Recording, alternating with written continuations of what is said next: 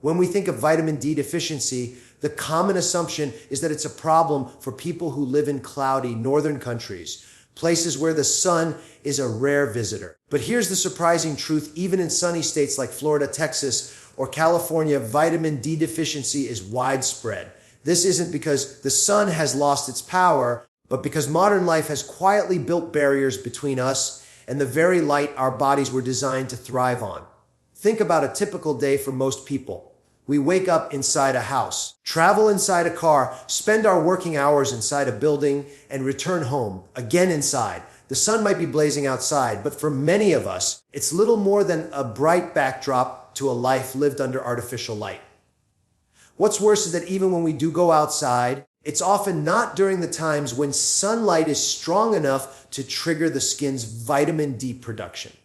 Morning and late afternoon walks are great for the spirit, but in many parts of the country, they won't make much difference for vitamin D levels. Then there's sunscreen. Now, let me be very clear. Protecting your skin from damage and lowering your risk of skin cancer is important. But in our fear of sunburn, we've swung to the other extreme. Many people now apply sunscreen the moment they step outside, even for short errands, effectively shutting off the body's ability to make vitamin D. It's like owning a solar panel and keeping it covered most of the day. Our ancestors didn't have this problem. They lived in a constant dance with sunlight, their skin adapting to the seasons, the light, and their environment. We've broken that rhythm, and the rise of screen-based living has made it even worse. The more time we spend glued to computers, televisions, and smartphones, the less time we spend in natural light. This isn't just about missing a nutrient. It's about a deeper disconnection from the outdoors, from the very environment our biology evolved in. You can almost think of it as a kind of light malnutrition. Our bodies are craving something they can't name, and we're trying to feed that craving with everything except the one thing it truly needs: direct, unfiltered sunlight. We also can't ignore the role of cultural changes. In many communities, especially where beauty standards prize lighter skin, people deliberately avoid the sun or wear clothing that covers most of the body. This is completely understandable for cultural or personal reasons, but it has an unintended consequence: shutting down one of the most natural ways our body creates a vital hormone. And yes, vitamin D acts more like a hormone than a vitamin, influencing hundreds of processes in the body beyond just bones. Here's the irony: we live in a country with abundant sunlight, yet we've managed to create lifestyles that make us act like we're living in the dark. It's not just about our health choices, it's about how cities are built, how jobs are structured, how leisure time is spent. In this way, vitamin D deficiency isn't simply a medical problem. It's a reflection of the way modern society has drifted away from nature. This is why so many people can spend years in sunny places and still have dangerously low vitamin D levels. You could live next door to the beach and still be deficient if your lifestyle keeps you indoors, covered or protected with SPF at all times. And here's the challenge. Unlike fatigue or pain, low vitamin D doesn't scream for your attention. It whispers slowly over time, weakening your immune system, affecting your mood, lowering your energy. By the time the symptoms are obvious, the deficiency is often severe. That's why awareness is so important. This isn't about telling people to recklessly bake in the sun for hours. That's dangerous. It's about finding a healthy balance, allowing your body to receive the gift of light in safe, controlled doses. A short period of unprotected sun exposure, often just 10 to 20 minutes a few times a week, depending on your skin tone, location, and season, can be enough to make a difference. But that requires being intentional. It requires seeing sunlight not just as something nice to have, but as an essential nutrient your body can't live without. The bigger picture here is about reclaiming a relationship with nature that our ancestors had by default. They didn't need to think about vitamin D. They lived in a way that made deficiency almost impossible. We, on the other hand, have to consciously choose it because the default setting of modern life is to keep us indoors and shielded. So here's the truth I want you to walk away with: vitamin D deficiency in America is not a mystery. It's the predictable outcome of a society that has traded sunlight for convenience, nature for comfort, and outdoor rhythms for artificial light. But the good news is this is one of the easiest deficiencies to correct if you're willing to step outside literally and reclaim what your body has been missing. Sunlight is free. It's powerful. And it's waiting for you. The question is, are you willing to make space for it in your life before your body reminds you why it's non-negotiable? One of the most overlooked reasons vitamin D deficiency remains common in the United States, despite our abundant sunlight, is the way diet plays into it. We tend to think of vitamin D as something you get from the sun. And while that's true, food is a critical backup system for times when the sun isn't enough. Unfortunately, our modern diet doesn't just fail to provide this backup, it often actively undermines it. If you think about the way Americans used to eat 100 years ago, there were more natural sources of vitamin D in the diet without people even trying. Fatty fish like salmon, sardines, and mackerel were more common at the dinner table. People drank milk that wasn't overly processed, and once vitamin D fortification was introduced, it became a reliable source. Cod liver oil was a household staple, given to children before school as a simple daily health habit. Eggs came from chickens that roamed outdoors, producing yolks rich in vitamin D. Fast forward to today, and the picture has completely changed. The average diet is dominated by processed foods, sugar-sweetened beverages, and refined grains, items that are calorie-rich but nutrient-poor. Yes, we still have fortified milk and cereals, but they are often consumed in smaller quantities than before, replaced by sodas, flavored coffees, and snack foods. Our fish intake, for many, is limited to occasional fried fish sandwiches or sushi rolls, which rarely provide enough vitamin D to matter. Even eggs, a simple and natural source, aren't as nutrient-dense as they once were, largely because of changes in poultry farming and feed. And here's a subtle but important point.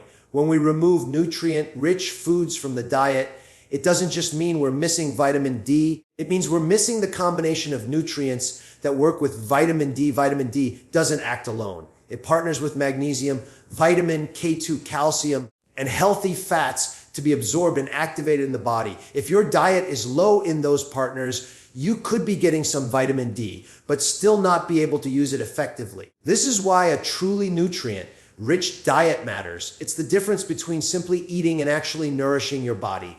Cultural shifts also play a role here. Many people have moved away from animal-based foods, whether for ethical, environmental, or health reasons. While a well-planned plant-based diet can be healthy, it requires deliberate supplementation or fortified foods to provide vitamin D because it is almost absent in plant sources except for certain mushrooms. The problem is many people make dietary changes without fully considering how they'll replace nutrients like vitamin D. They may feel fine for months or years, only to later face symptoms, fatigue, low mood, bone weakness that they can't quite explain. There's also the influence of diet trends. Low-fat diets popular in past decades inadvertently reduced intake of vitamin D-rich foods like olive fish, egg yolks, and full-fat dairy. Even now, with a shift toward higher protein or plant-based eating, the focus is often on macronutrients, protein, carbs, fat, rather than micronutrients like vitamins and minerals. This has created a kind of nutritional blind spot where vitamin D gets forgotten unless a blood test reveals a problem.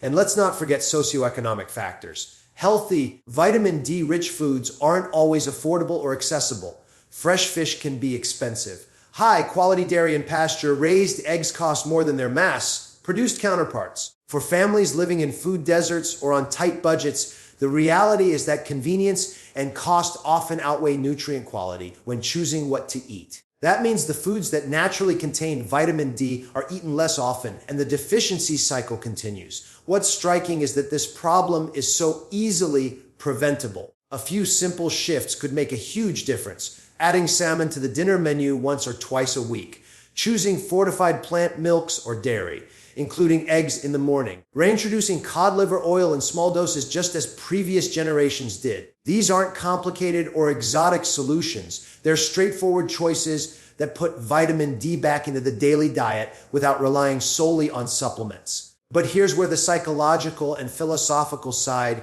comes in. Fixing this isn't just about knowing what to eat. It's about valuing food for more than taste and convenience. We live in a culture where meals are often rushed, eaten in the car, or chosen based on speed and price. To truly address something like vitamin D deficiency, We have to return to a mindset where food is seen as medicine, as fuel for life, as something worthy of time and thought.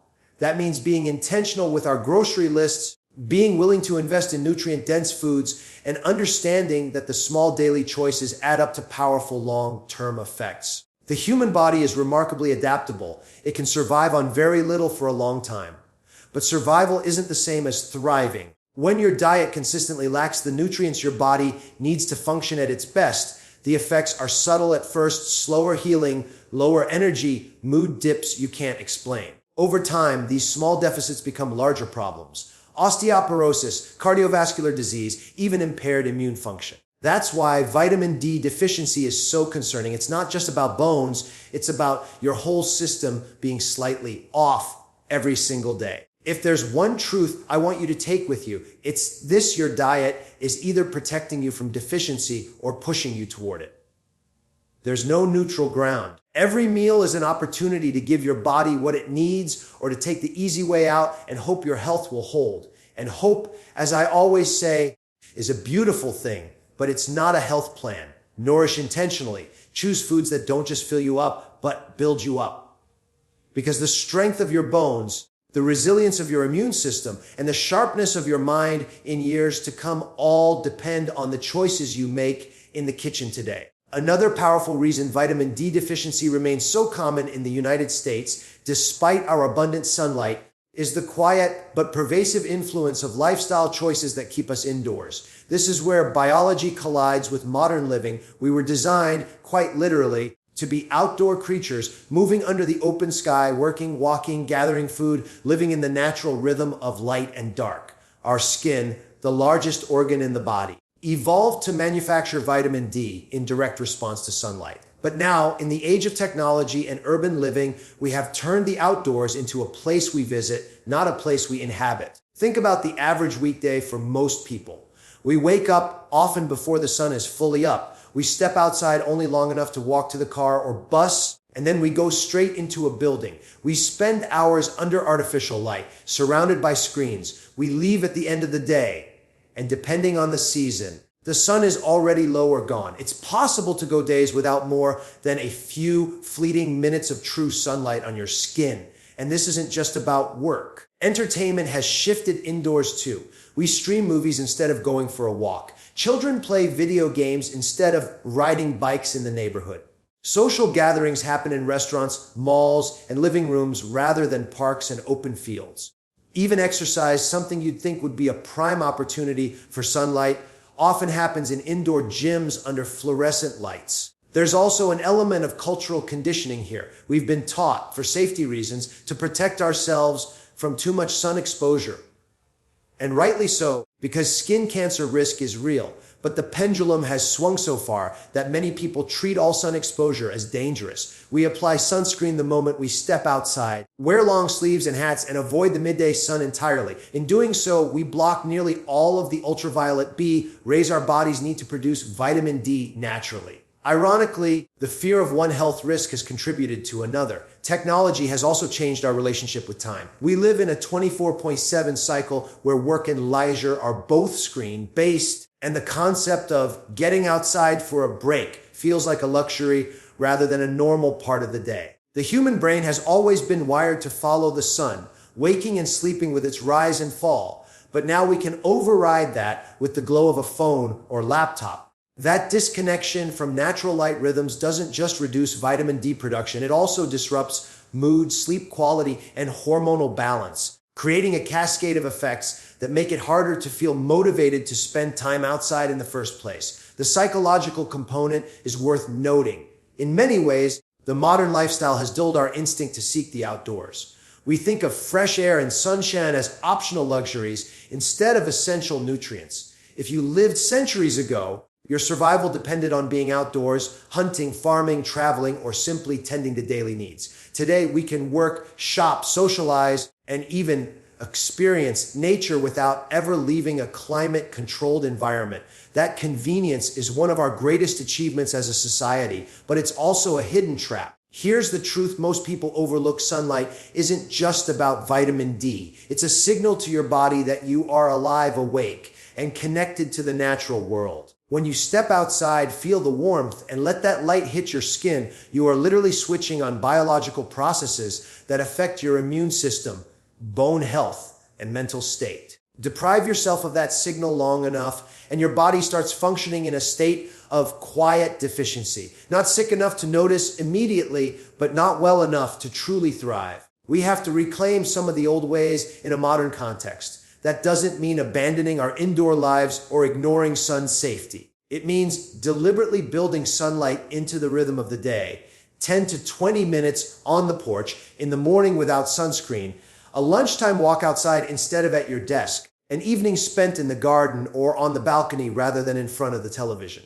Small, consistent choices like this can create a powerful cumulative effect on your vitamin D levels and your overall health. The deeper lesson here is one of balance. Health isn't about extremes. It's about giving your body enough of what it needs without tipping into harm. We don't need hours of unprotected sun exposure, but we do need some. We don't need to be outdoors constantly, but we do need to be there regularly. Just as the seasons turn in cycles, so should our lives have moments when we step into the light, both literally and metaphorically. When you think about it, the sun is the oldest medicine on earth. Long before supplements, before fortification, before lab tests could measure a vitamin level, sunlight was keeping us alive. It still can, but only if we let it. So here's the challenge I'll leave you with tomorrow. Before you reach for your phone, step outside. Feel the light on your face. Give your body that ancient signal it's been waiting for. Because in a world where everything is available at the tap of a screen, some of the most important things for your health are still found the old-fashioned way, under the open sky. Another reason vitamin D deficiency remains so widespread in the United States, despite our abundance of sunlight, comes down to the subtler but equally powerful influence of diet. Most people think of vitamin D as something you get from the sun, and while that's true, it's not the only source. Our food choices can either reinforce healthy levels or quietly undermine them. Yet the reality is that the modern American diet is not built to supply the vitamin D we need. In fact, it's often designed in a way that virtually guarantees we'll fall short. Historically, humans had more vitamin D in their diets almost by default. People consumed more fatty fish like salmon, mackerel, and sardines, foods that naturally contain high levels of the vitamin. They drank milk from cows that grazed outdoors, producing richer, more nutrient-dense dairy. They ate organ meats, wild game, and foods prepared in ways that preserved nutrients rather than stripping them away. But in today's food environment, those traditions have largely faded. Instead, our diets are dominated by highly processed foods, energy-rich but nutrient-poor. We've replaced fresh fish with fried fast food fillets, whole milk with heavily processed dairy or plant-based alternatives, and nutrient-rich meats with cuts that are leaner but less vitamin-dense. Even when food manufacturers fortify products like milk, cereal, or orange juice with vitamin D, the levels are modest, designed to prevent severe deficiency, not to ensure optimal health. There's also the matter of consistency. Even those who do eat vitamin D-rich foods often do so sporadically, not enough to keep levels stable year-round. This is particularly important in winter months when sun exposure is naturally limited and dietary sources become the primary line of defense. Without a conscious effort to include these foods regularly, deficiency becomes almost inevitable. Complicating things further is the role of dietary fat in vitamin D absorption. Vitamin D is fat soluble, which means your body needs dietary fat to absorb it effectively. This is where decades of low-fat diet culture have had unintended consequences. Many people cut out healthy fats, believing they were doing the right thing for their heart, but in doing so, they also reduced their body's ability to utilize fat-soluble vitamins like D, A, E, and K. Even if someone is eating fortified foods without enough fat in the meal, much of that vitamin D will pass right through unused. And then there's a psychological piece to all this. Food is not just fuel, it's culture, comfort, and habit. We gravitate toward what is familiar, affordable, and convenient, which means most people are not sitting down and asking themselves, am I getting enough vitamin D today? The foods that do contain meaningful amounts, wild-caught fish, pastured eggs, liver, are often overlooked because they're less common in the modern palate or perceived as expensive or inconvenient to prepare. The issue also has a socioeconomic dimension. Access to fresh, nutrient-dense foods isn't evenly distributed.